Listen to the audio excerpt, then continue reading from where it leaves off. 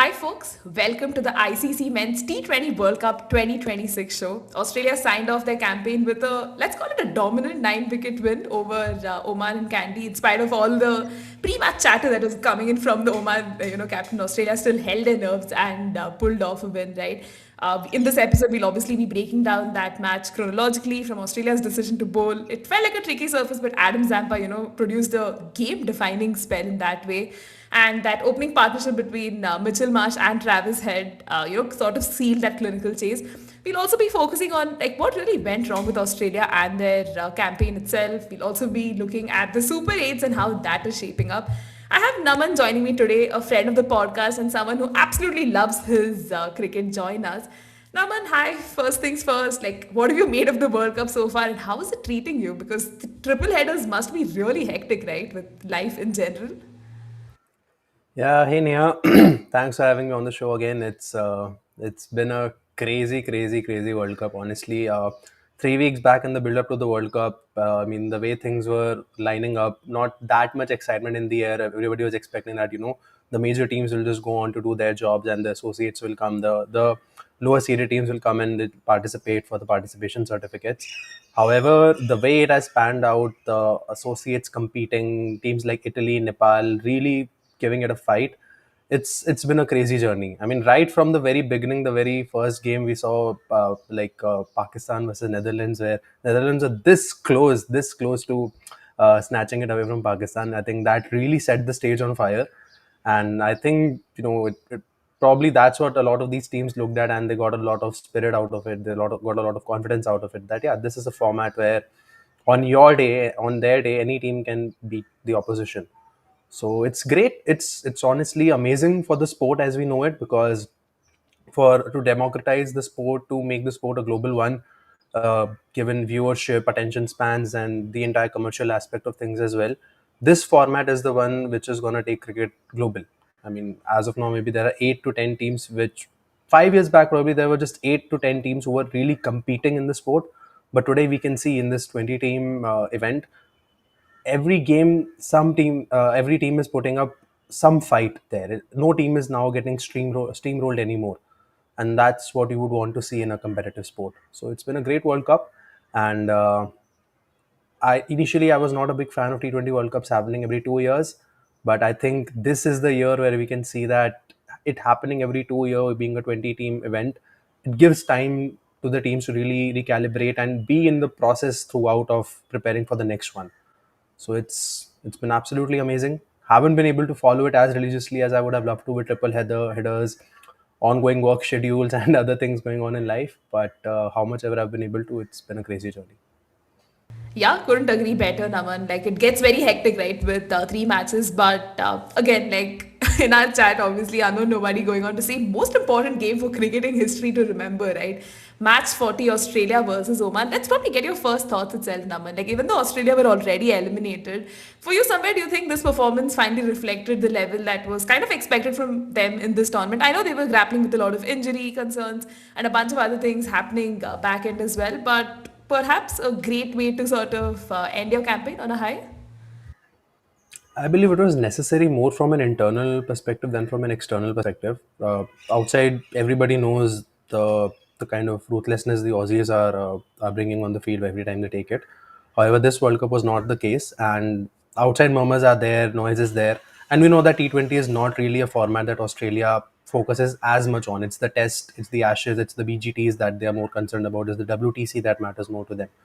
So more than outside, it's probably inside the dressing room, the players, the coaching staff, the support staff, for them to really finish the tournament on a high and really get the understanding that yes, maybe on those 2 days against Sri Lanka and Zimbabwe, we didn't play our best. However, we still are a good cricketing team, and we have lots more to gain in the future. So from that sense, just for the players to get a lot of confidence out of it, we might not be seeing a lot of these playing T20 ahead. Now, I'm not dropping any bombs here, but just as an assumption, we know how things work. So even from that, if anybody is not going to play a T20I after this, maybe a good note for them to finish their careers on, looking back.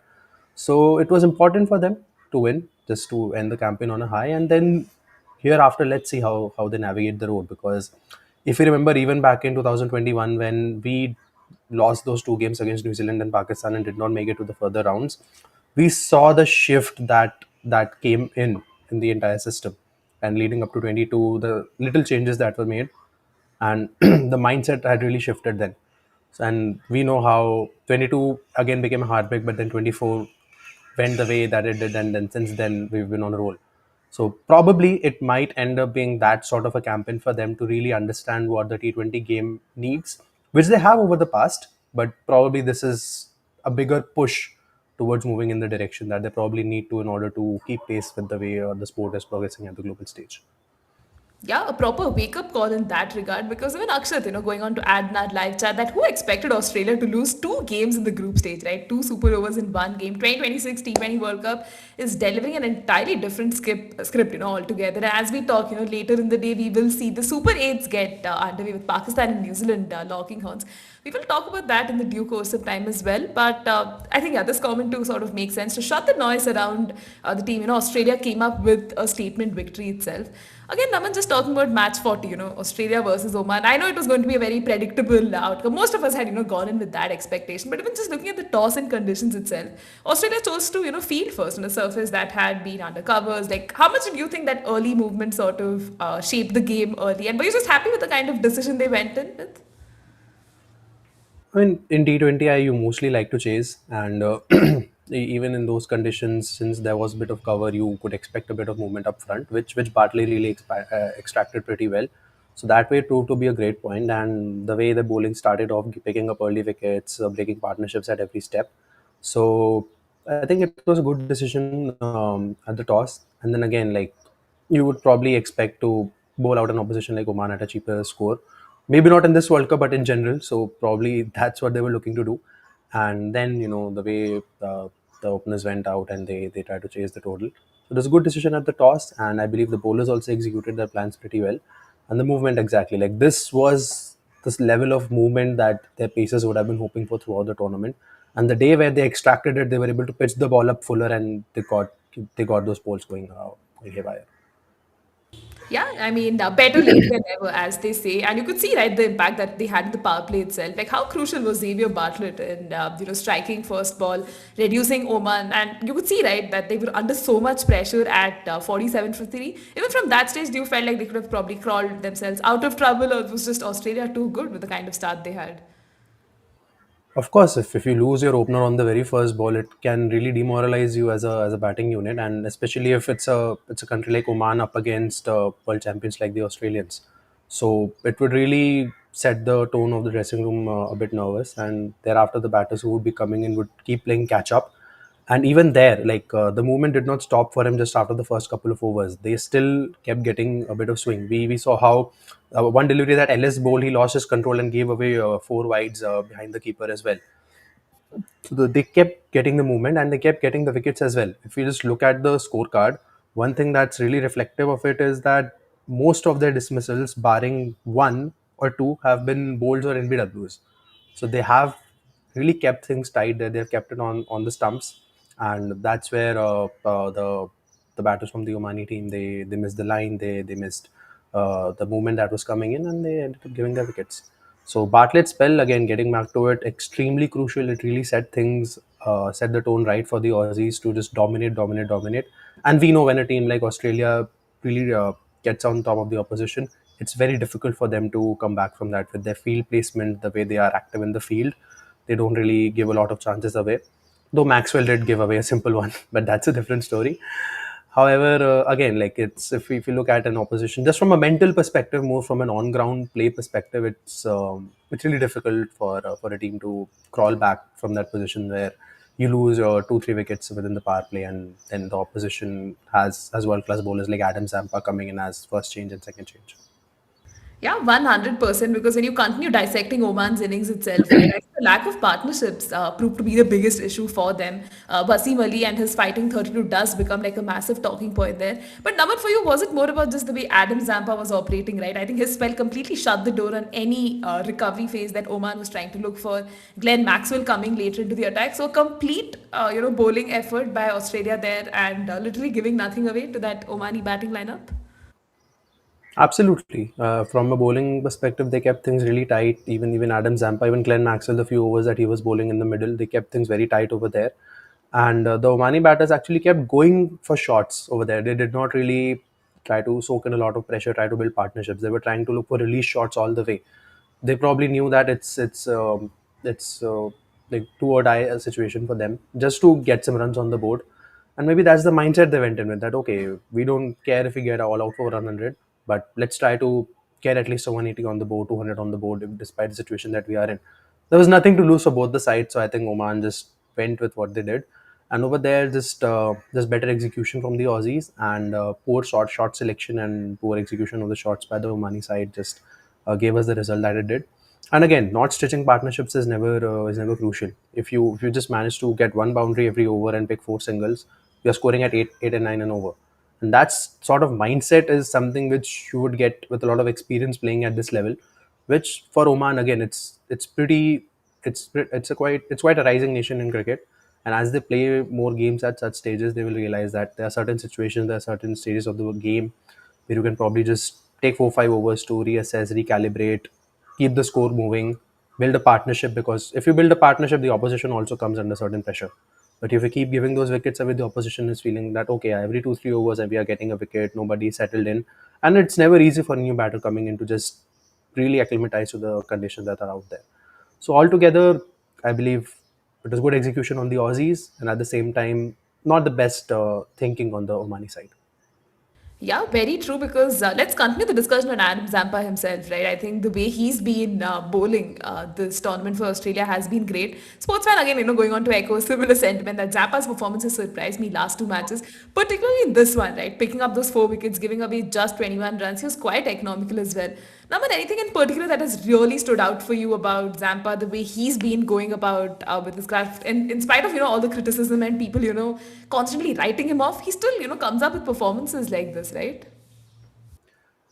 I believe being a leggy is not a very easy job. There are gonna be days where you will be smacked for 50 runs in 4 overs, and there are gonna be days where you will pick up those 4 wickets and still go for 50 runs at the same time. That's how the world is for a leggy. We've seen it with all of these, be it a UZ, be it a Kuldeep, even Rashid for that example. In the last 2 3 years, we've seen the way he has probably not been at his best, but still picking up wickets in the long run. So that's how tough this job gets. And looking at Zampa, like over the past 7 8 years, he's been the most consistent spinner in the T20 international arena. I'm still surprised how he doesn't get consistent gigs in the IPL, but he has been a criminally underrated bowler. I've seen him play live in Chinnaswamy as well. The crowd has really teased him off, but none of it really bothers him. He just goes about his business, goes about picking up wickets. Maybe because like he doesn't look very intimidating is why people don't give him a lot of respect for that reason. But as a bowler, he has always had tricks up his sleeve, and that's it. Being a leggy is an aggressive job. You got to look for wickets. You don't bowl to contain runs. You bowl to pick up wickets. And there you will gonna loop one. You're gonna flight one ball, and you'll get smacked for sixes. You'll get milk for runs. But that's how it is. And the one thing that really stands out about him for me is that he has that fighting character in him. He is that guy that even if he gets smacked for 2 3 sixes in his first couple of overs, he will still come back with that dogmatic spirit and go on to pick up wickets. So that's the character that the man carries on his sleeve, and that's what you require from a T20 ice spinner. Yeah, 100%. And although he was doing his job diligently at one, and probably a larger overview of Australia and their spin strategy itself, right? And then nobody goes on to add that. I'm surprised Australia has, Maxwell as their second spinner. Like, what did you make of this strategy itself, Naman? Like, throughout the World Cup itself, do you think they were probably a spinner shot? They should have probably done like a little more homework on how they could have used another spinner and probably, bulked up that bowling side of things? So, from a spin perspective as well, we've seen that over the past few years, Maxwell, the bowler, has been a bit containing when it comes to his bowling. He's been bowling a lot in the power play, even in the IPL, and he's been able to get some good scalps over there. And even when it comes to the other stages for Australia, he's that utility player that you have. I mean, you don't know when he'll give you that result that you're hoping for, but he has it in him. We saw what he did against Afghanistan at Wankhede in 23. So that's why you keep him around. That's why you rely on him with the ball, and the way the team is structured as well. You need your 2 to 3 frontline pacers. Then you've got your Stoinis's, your Tim Davids, your Maxwell's. So given the entire structure of the team, they cannot really fit in two specialist spinners if Adam Zampa is going to be one of them. Then you maybe go to think about somebody like an Ashton Agar, or someone that's the kind that you look back at. And they did have a full time spinner in Kuhneman. Yeah, like sports fan goes on to say, they do have a spinner like Kuhneman in the ranks, which again was surprising that, like, I haven't followed him a lot in BBL, but the little that I saw of him in the Test series, it didn't strike me as a very effective T20 bowler. I might be wrong there, but if he is the one as a second spinner going into a World Cup, then that in itself is not a very inspiring sight for a cricket team, and it's not a very intimidating sight for the opposition as well. They will target that bowler and try to get some runs out. And even, like, with all due respect to Konaman, there just the structure that the Aussies have, it really becomes difficult for them to field two uh, proper two full time spinners. And with all due respect, Maxwell does a decent job at it. He gives a few decent overs. So I don't have a lot of questions about his, like, them picking him just from an overall reputation standpoint. But yeah, we know how he is. We know how his game delivers, and it doesn't deliver at most times. So that's a question for another day, whether he still has a few more years left in him at the international scale. He's going to turn 38 this year, and it's more than the age. It's just about which direction the team wants to head into. We've seen, like, this year, even in the IPL, he did not show up. He was probably not expecting to attract a lot of bids. So that's where things are. And again, like, I know nobody says that he's a great third spinner but can't be second. I think that is true. However, the situation that the Aussies find themselves in, that's how they got to live with it. They either rely on somebody like a Travis Head chipping in a few overs. That's what they can do, unless they are gonna rely on Mitch Marsh and Stoinis to give you 4 overs every game. Now we know, and Cameron Green as well. So they have pace up top. Now it's just about them deciding that, okay, are they comfortable going in with just just a couple of frontline paces or not? That's the decision they've got to make. Yeah, a tricky one, definitely in that regard. And Akash very cheekily just adding, time to bring back Nathan Lyon, in the scheme of things. I don't know, man, if he's, past his effectiveness in white ball cricket, but an interesting one there. And I know nobody also going on to point that Maxwell is playing the PSL. I mean, good for him. Hopefully, a lot more exposure opportunities. We see, right? The more games he plays, he just keeps getting better at that. And again, we have sort of lamented on the fact that he's probably like in the late 30s itself. Like, what does it mean to the rest of his career? Hopefully, this is not his last T20 World Cup, because every single time people have written him off, he's managed to come back and put in a much decent show. But again, this World Cup, Australia not doing well was not because of him. He is just probably like one of the reasons why they didn't Yeah, have the yeah, greatest in the World Cup, right? But again, coming back to this absolutely. match itself, Oman did eventually end up, folding for what, 104 in 16.2 overs, which was obviously never going to be enough.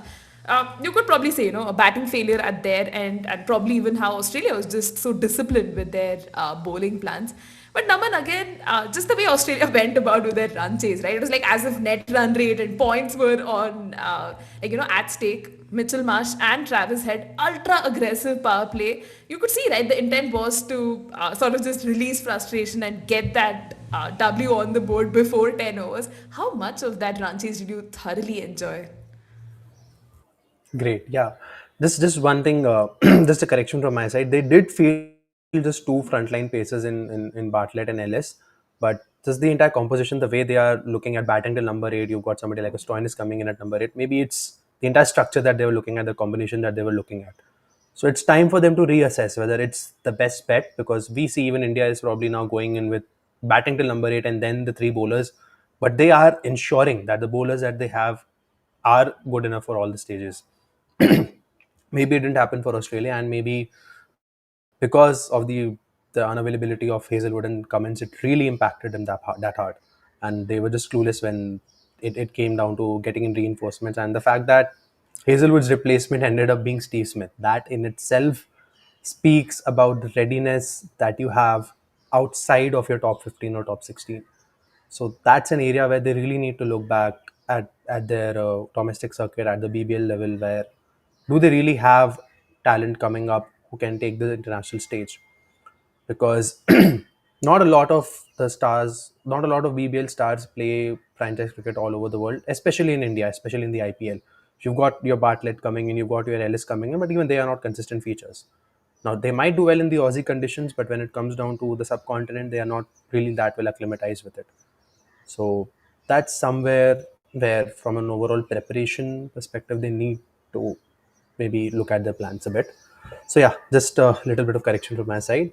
And now coming back to the run chase, I mean, of course, Head and Marsh just went slam bang at the very first over, and they needed to get that frustration off their chest. And for Marsh, even more so because he missed the initial games in the tournament. So and then coming back in where the backs were against the wall, playing against Sri Lanka in that game, and then Nasanka did what he did.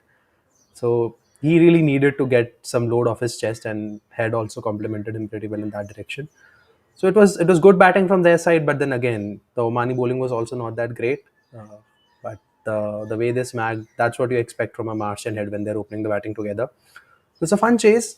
Wouldn't say I really enjoyed it that much because there's not a lot at stake. You know that yeah, maybe the quality is not at par between both the nations in the game at that moment.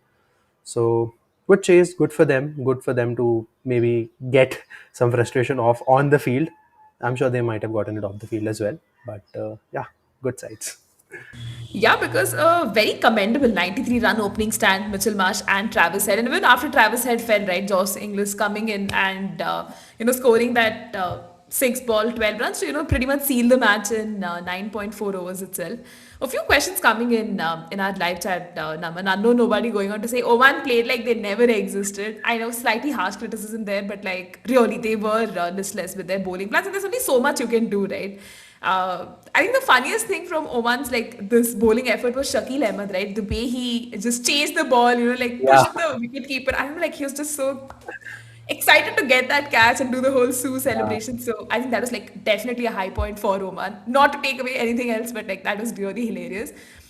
Sportsman also going absolutely. on to Sportsman also going on to ask us, was Oman the worst associate this World Cup? I know we are not again here to make judgments and all of that, but Naman, again, are you tempted to probably answer this question with a yes?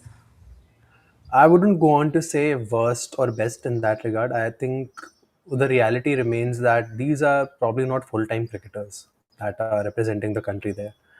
Most of them are not even the local Omanis. They are probably immigrants from India and the subcontinent who are just have just gone there to build a life for them. Maybe their parents went there to build a life for themselves, and they love the sport and they just went on to play it for some time. And they are probably people like us here from India who did not get a chance, who did not really play cricket at a level where we thought we could or we wanted to as a child. They are probably still getting to realize those dreams, maybe representing a different nation. So kudos to them to actually make it to a national team there. So they have all our respect as cricket lovers.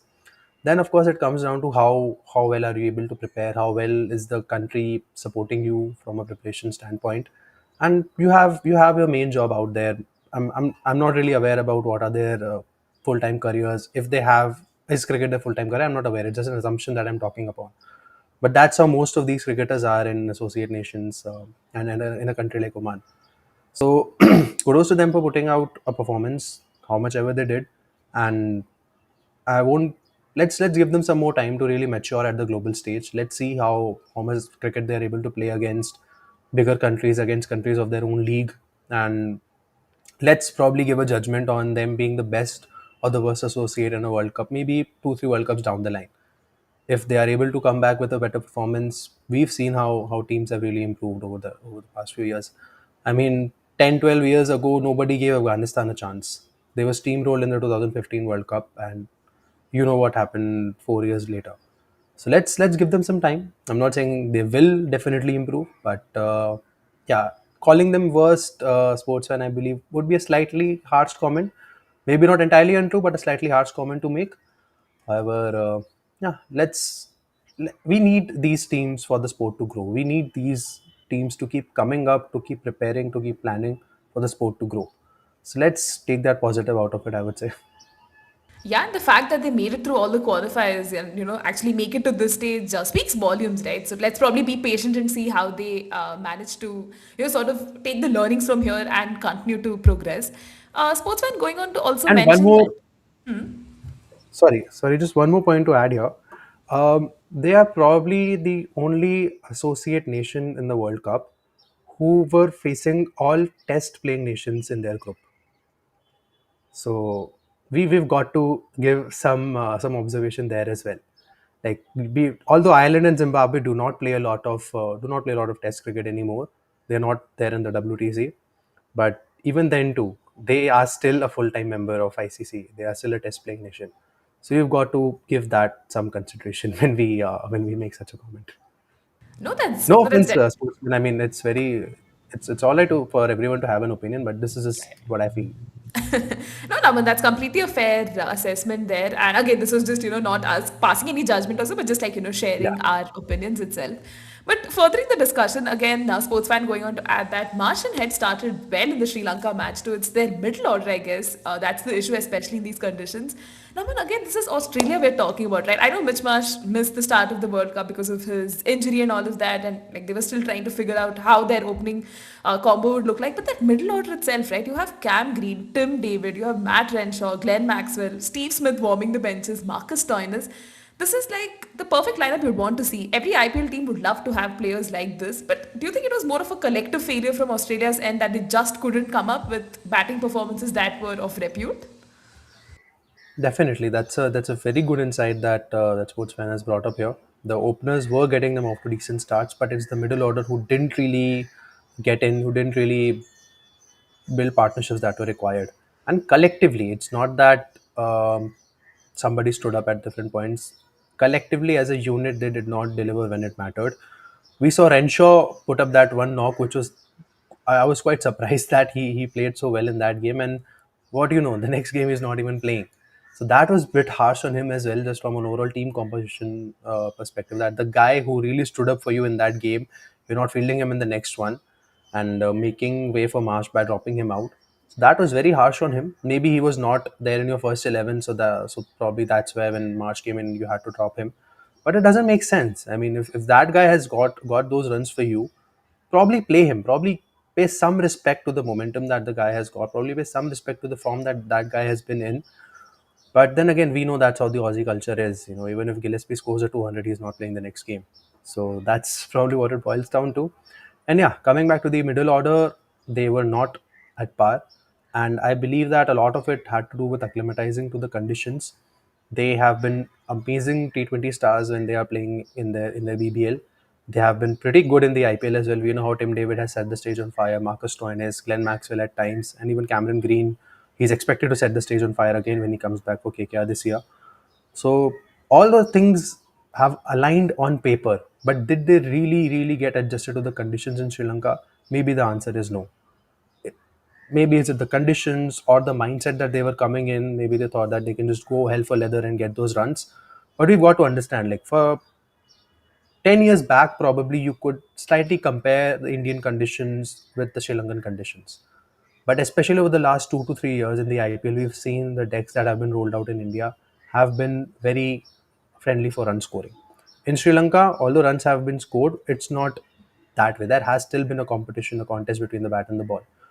So the lack of preparation, the lack of game time in these conditions probably did show up a bit, and which is where it really came as a surprise to me at the very first stage when the squad was announced that despite his red hot BBL form, Steve Smith was not picked up for this tournament.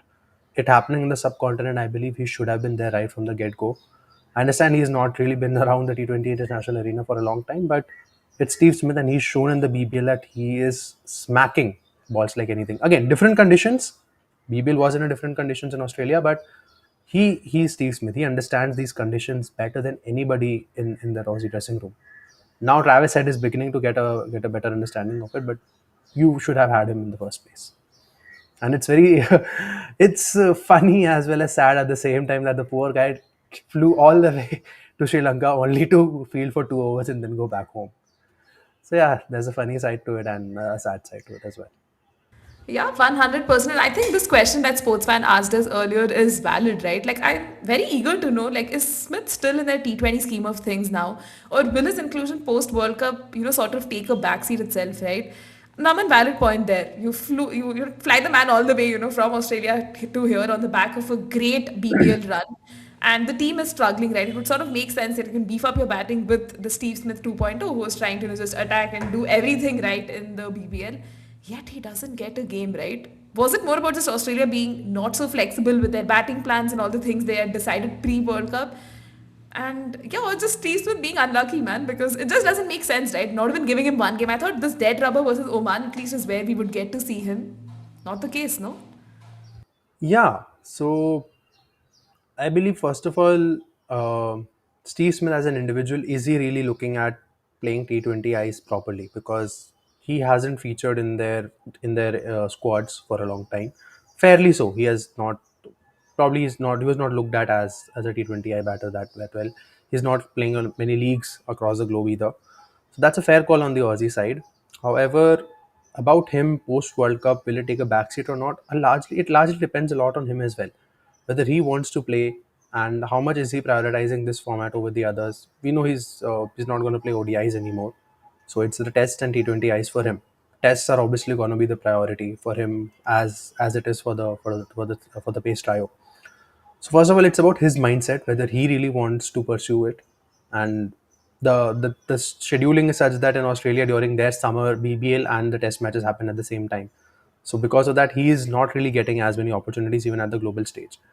But again, it's really a question that you can't answer straightforward, because Australians will be taking a new direction in T20Is, I believe, I hope, moving ahead. And whether he fits in that scheme of things, I slightly doubt it, because even this BBL return was highly surprising, which he did, and it was great to see it, but I'm not sure whether it will be a consistent one.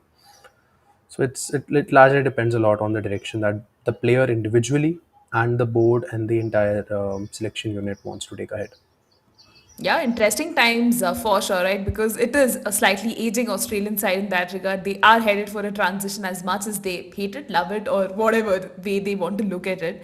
Akshat also going on to add that Aussies don't have backups for fast bowlers. Relying on Cummins, Hazelwood to winning matches with the ball won't help Australia all the time.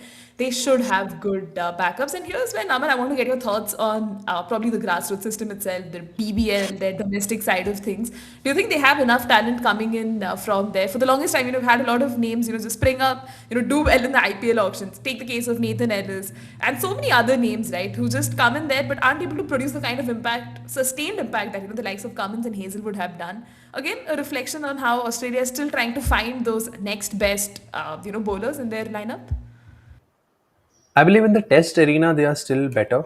They're still doing better in that landscape. But even there, we see all the players who are really getting games, the likes of Scotty Boland and Michael Neser. Even they are not spring chickens either. They are also probably in the latter half of their career than in the former. So whether there is a structural issue or not, I do not know the circuit well enough to make a verdict on it. Maybe our dear friend Anshul might give some better insights into it. But the little that I've observed, it feels like even the players who are rising up the ranks in the BBL through great cricket and everything, they're probably not getting a lot of international exposure across leagues when we talk about it. You do not look at the BBL level players being top picks for global franchise leagues. We've seen, like you mentioned, we've seen players like Jai Richardson, Nathan Ellis, all of them have fetched big bucks in the IPL as well. But have they really got a consistent run? The answer is no. There was a time where the likes of Billy Stanlake would get consistent games to play. James Pattinson, even in his latter half of the career, got a consistent run at Mumbai Indians. So those times were there. But over the years, I'm sorry if I'm speaking too much about the IPL itself, but that is a benchmark for T20 cricket at present, and I'm not going to shy away from that. So over there you see that the way Indian pace bowlers have risen up the ranks, the demand for Aussie fast bowlers has slightly reduced. So the level of exposure that they could get of different conditions at the international level has reduced a bit for the Aussie pacers. And again, if you look at the scheduling aspect of things, the BBL, the SA20, the ILT20, all these leagues happen in a similar window of the 2 3 months around December, Jan, Feb. That's the window in which all of these tournaments are happening. And a lot comes down to the priority that you are giving to each league. And for the Aussie bowlers, it remains the BBL, and it should. So that's where I believe they're missing out on some international exposure, where probably the learnings could be a bit more, playing in different conditions, playing under different support staff, playing with a different group of players altogether. And once they do get that, I believe they have the potential in them to really do better at the in different conditions. And you've seen that with somebody like Ellis. I believe Ellis is a criminally underrated bowler. Even in IPL, he has not really gotten the number of opportunities that he should. So let's see if they manage to get that level of game time in different conditions. That's going to be paramount in my opinion, especially for the T20 stage. Yeah, fingers crossed. Hopefully, there is some introspection and just providing a lot more opportunities, right, to a lot of these Aussie youngsters who need that as much as possible, and you will see them find their peak eventually. Again, just continuing this deliberation on Australia itself, unknown nobody goes on to add that the issue in Australia is the backup, right, for Josh Inglis, in that being Matthew Wade itself.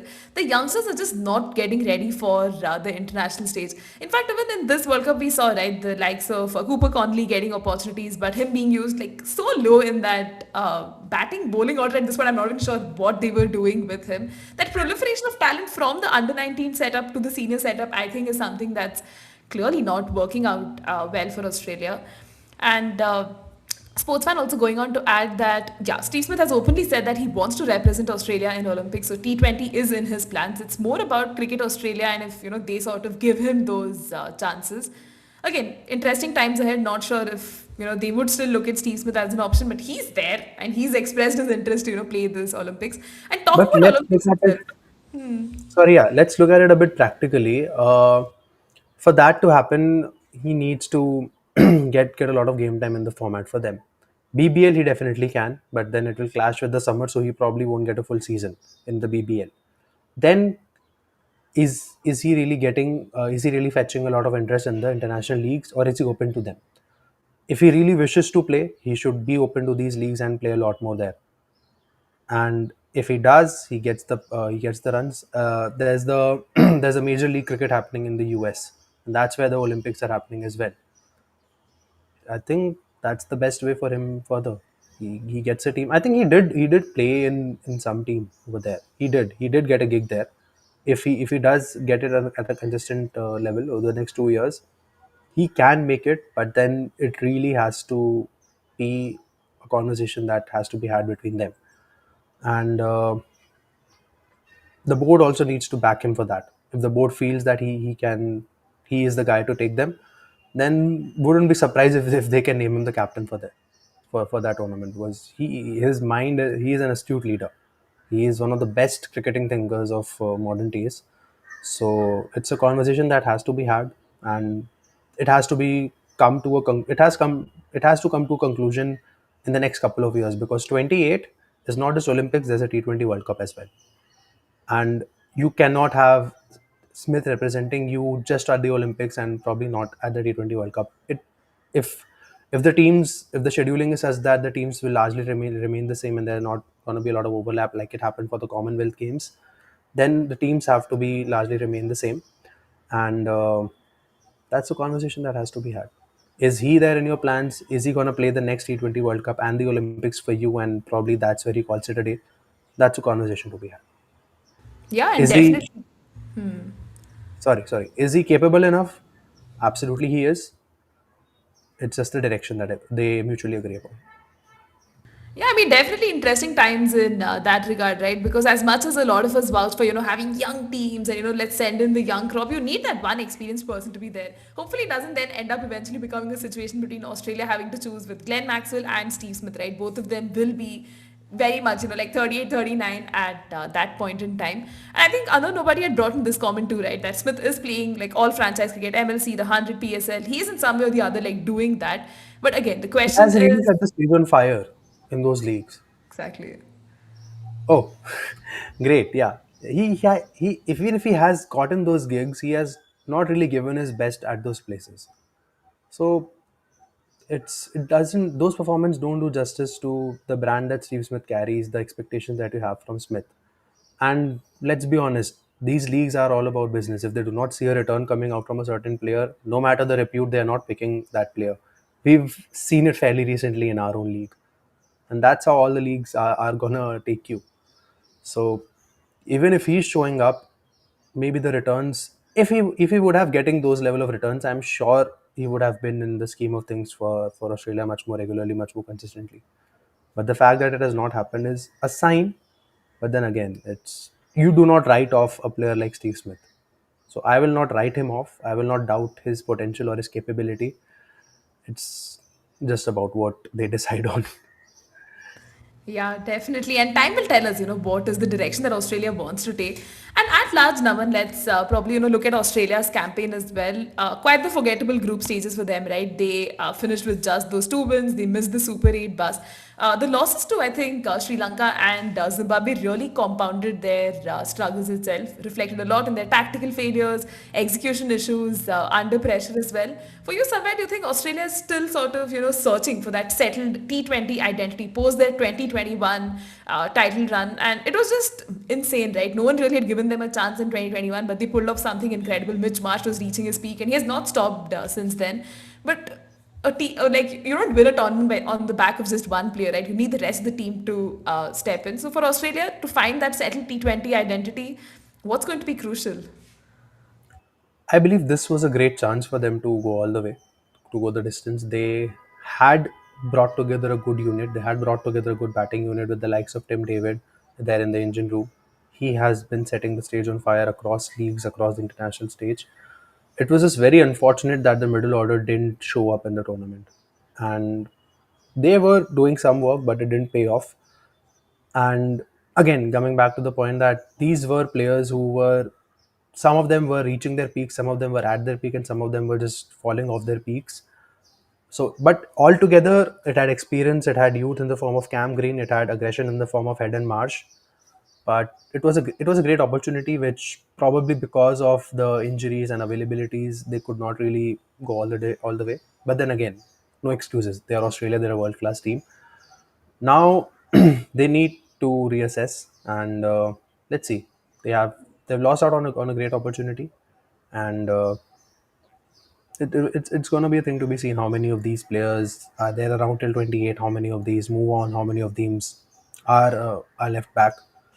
So yeah, there has to be some reassessment. Their thinking was right. They had good finishers, but they probably didn't have a good number of batters to just take the calm approach for those 2 3 overs around the 7 to 9th over mark. That really lagged in them. Probably they were expecting that from somebody like Cameron Green, and it was maybe a disappointment. Let's say. Yeah, I think disappointment pretty much, captures the emotion that a lot of Aussie fans have been feeling as well. I think for those, who like the lighter side of things, just watch the great cricketer and all the analysis and videos that they've been making, right? Ever since Australia slumped to those losses, versus Zimbabwe and Sri Lanka. And I think this aspect, right? The amount of injuries to Aussies is questionable. David, Ellis, Green, Hazelwood, Cummins, Marsh, and many more. Goes on to say, right, that because they ply their trade for a lot of franchises, they just play a lot of cricket all year round. It takes a toll on the body. There's no two ways of looking at it. I think there's an entire section of fans who are upset that, oh, now you have Cummins and Hazelwood, all set and ready to play the IPL. Like, what's happening? Is money like the only thing they are chasing? There are a lot of questions being asked on their, I don't know, like loyalty towards their country, which is unfortunate. You'd never want discourse to go in that way as well. But Naman, if you just had to give a brief comment on the workload management for the Aussies itself, and do you think the management is now going to be very nitpicky and selective about letting their players play, these franchise leagues, especially the cream layer players to get those opportunities? I think it should be. I think it really should exist because as a cricketing board, your priority is your national cricket. Nothing should come in the way of that. And if certain players want to go that way, then you got to manage in a certain manner. We've seen that with New Zealand that they have really restructured the way they are handling their contracts. And to be honest, the cricketers who have come up the ranks ever since the likes of Trent Bolt and Kane Williamsons have moved on, they have been pretty good too. You've seen somebody like a Jacob Duffy who has been absolutely amazing. You've seen somebody, you've seen the likes of Finn Allen and Tim Seifert finally getting their opportunities and getting grabbing them with both hands. So in New Zealand, they have been getting that game time. They have been getting the level at which they should be playing. In Australia, now the first debate was around whether you manage their workload, but workload management also has workload management again becomes a it's more of a decision from a sorry from a management perspective, but contracts is again from a legal perspective. So if you are legally bound to hold them, then you can manage them, but if you're not, then they have all the rights to go away.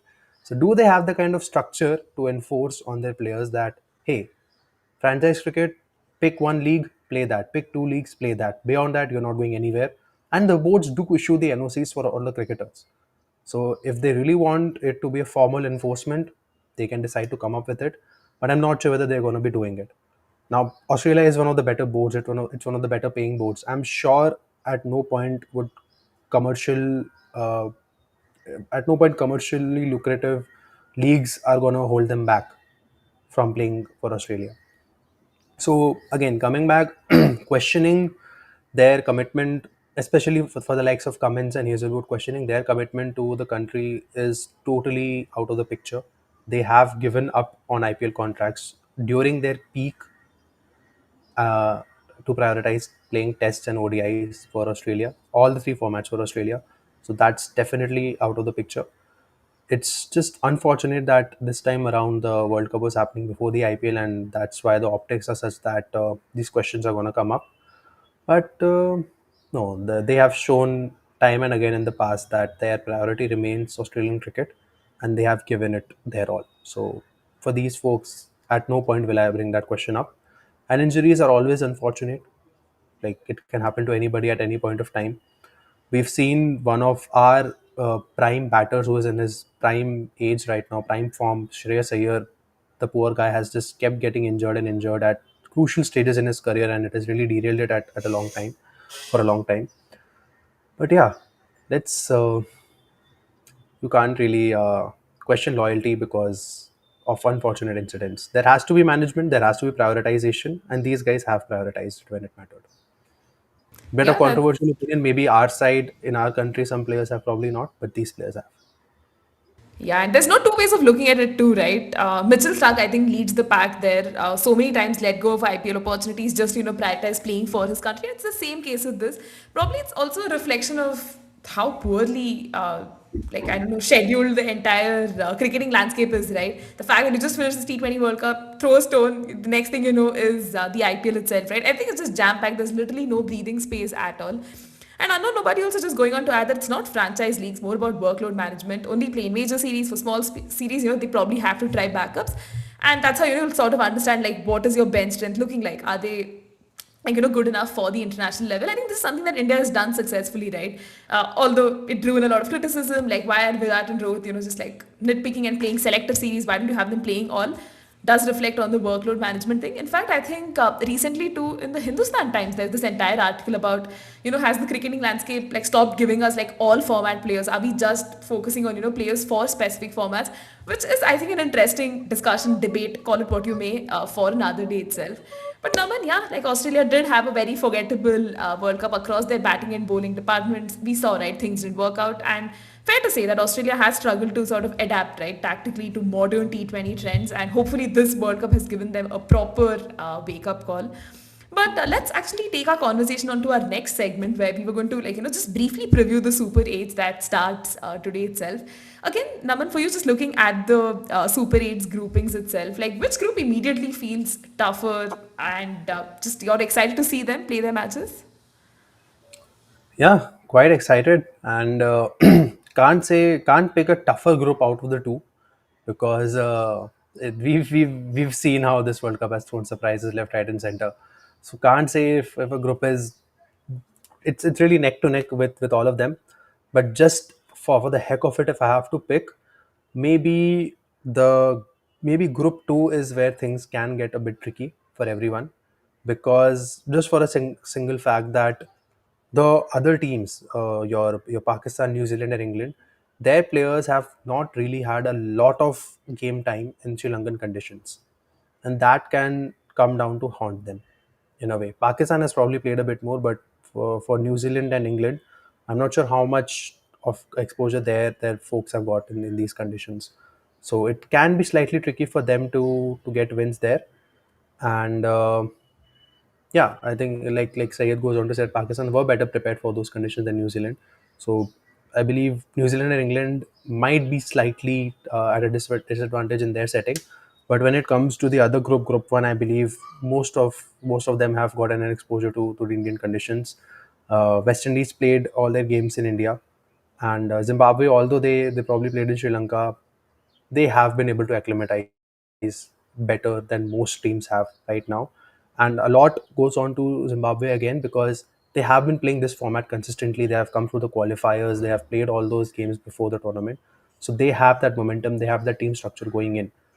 So let's see what all of these come up with. And again, answering your question, it's really neck to neck across both the groups.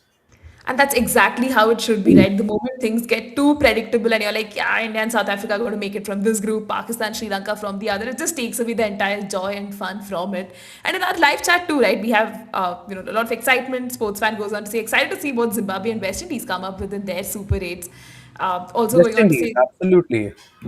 Yeah, sorry. West Indies in itself, it's great to see that they have finally shown up at an international event. Post 2016, they have really gone through a slump, and it's great to see them getting back to what we have known them for.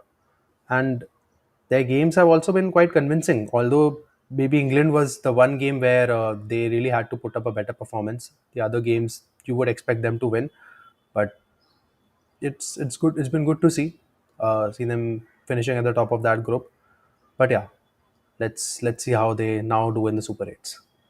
yeah, they're definitely excited to see that. And a sports fan had also gone on to share this prediction early on that I think Pakistan and Sri Lanka will have an upper hand in their group.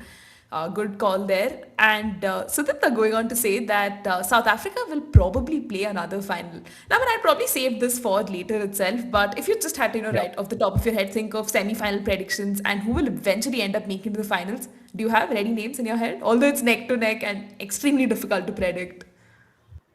I think by logic, I do. If I have to just logically think, then yes, Sri Lanka and Pakistan do have that edge in their group, given the conditions. And one thing about Sri Lanka, Hasaranga got injured, and then Dushan Hemanta comes in and picks up 3 wickets against Australia. Pathirana goes down in that game, but still, after that is when Sri Lanka managed to put on the brakes on that Aussie batting effort. So they have something going on pretty well in their unit. They have a good environment. Maybe they are really liking to play at home. So that's very good for them. And there's a great chance that at least until the semi-final they will be playing at home. Final depends whether they'll play at home or in India. Let's come to that later. That's a whole different topic. But yeah, I think there's just a very feel-good factor about the way they're going about the business in this league. So yeah, in that stage, I feel Sri Lanka and Pakistan do hold that edge. And another reason why I'm saying that is because New Zealand and England in their games against all oppositions have not really managed to control the flow of runs of their oppositions across their games. We saw how close Nepal came to chasing against England. We saw how much of a competition Italy were giving England when they played against each other, and even Scotland, for that regard, did not lose by a huge margin to England. So we've seen their bowler struggle, and even with New Zealand, they haven't really been that adept at picking up wickets, and the bowlers have gone slightly expensive as well, which is where I feel that Sri Lanka and Pakistan hold the edge first from a conditions perspective, and even and both of these teams played their league games in Sri Lanka, whereas England and New Zealand are coming in from India now. So that should play a role in there, and yeah, that's where I feel in that group. Probably these are the two picks that I would make. But then we've seen crazy things happen in this league. We've seen Pakistan do crazy things. We've seen Sri Lanka do crazy things. England, well, again, I haven't been convinced with them through this World Cup. I think they've been really fortunate to have made it so far. They have not looked like a international side, to be honest, but they have made it so far. Let's see if they can make the most out of it. And coming back to the other group, I think that's where again you would expect India to definitely make it to the next round. They should. I mean, the way they have steamrolled oppositions in home conditions, the way IPL has been going about 250s, 260s being scored for fun, they should ideally make it ahead. And even same goes for South Africa. I believe in these conditions, their players are the ones who have had the most exposure. Even from an overall cricketing quality standpoint, they have given tough competition to teams all across. So yeah, India, South Africa, Sri Lanka, and Pakistan should ideally be the four to progress further. And then yeah, it comes down to how well the other teams can show up on their day and maybe cause a few defeats that we would not expect. Yeah, Naman giving a very subcontinent heavy prediction there, for the semi-final spots. And not entirely surprised, right? The brand of cricket that these teams have been playing has been, I think, at that level. With England and New Zealand, I completely agree with you. They haven't looked really convincing. The fact that England haven't made it to the semi-finals seems sus. And they could be, the imposters who could get exposed. And a lot of teams will read into their weaknesses much more apparently, I'd say. And Naman, are there any matches that you're excited to, sort of catch? You're just looking forward to that. Any banana skin games where favorites could realistically slip against, say, the likes of Zimbabwe or even West Indies, just coming out of syllabus and really challenging them? So, one game that I'm really looking forward to is Zimbabwe versus South Africa. Just the African rivalry and seeing how that can go. And Zimbabwe has had the knack of pulling off some banana skin games. So that's one I'm really looking forward to.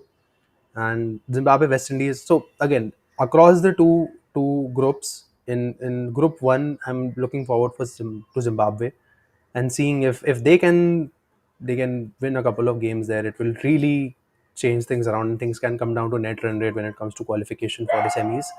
And in Group Two, I'll still have my eyes out for New Zealand because we've known them to play a very simple brand of cricket, and they have excelled beyond expectations everywhere. And Mitch Santner is the one I would look forward to. He had an injury scare in the beginning. Now I'm not sure whether he would be fit enough to play all the games or how things are going further. But if he is available throughout, if he is fit and ready to go, he can really create a difference in there. Not just with the ball, but even with the bat. That he has grown a lot in the past 2 3 years. And let's see, in places in games against Sri Lanka and Pakistan, maybe just there somebody like a Santner can prove to be the difference. And they have clutch players in their lineup. They have somebody like a Glenn Phillips who is, I don't know why he doesn't get so much of a reputation from a batting perspective. But yeah, these are some games I would say I would look forward to. And I think somebody said in the comments that Zimbabwe have less chances in Indian conditions. Maybe so, but then I wouldn't write off their pace attack. I mean, the likes of Brad Evans, the likes of Blessing Muzarabani, I think they have really grown a lot in the past few years. And let's see what kind of an effort do they show up with in the games.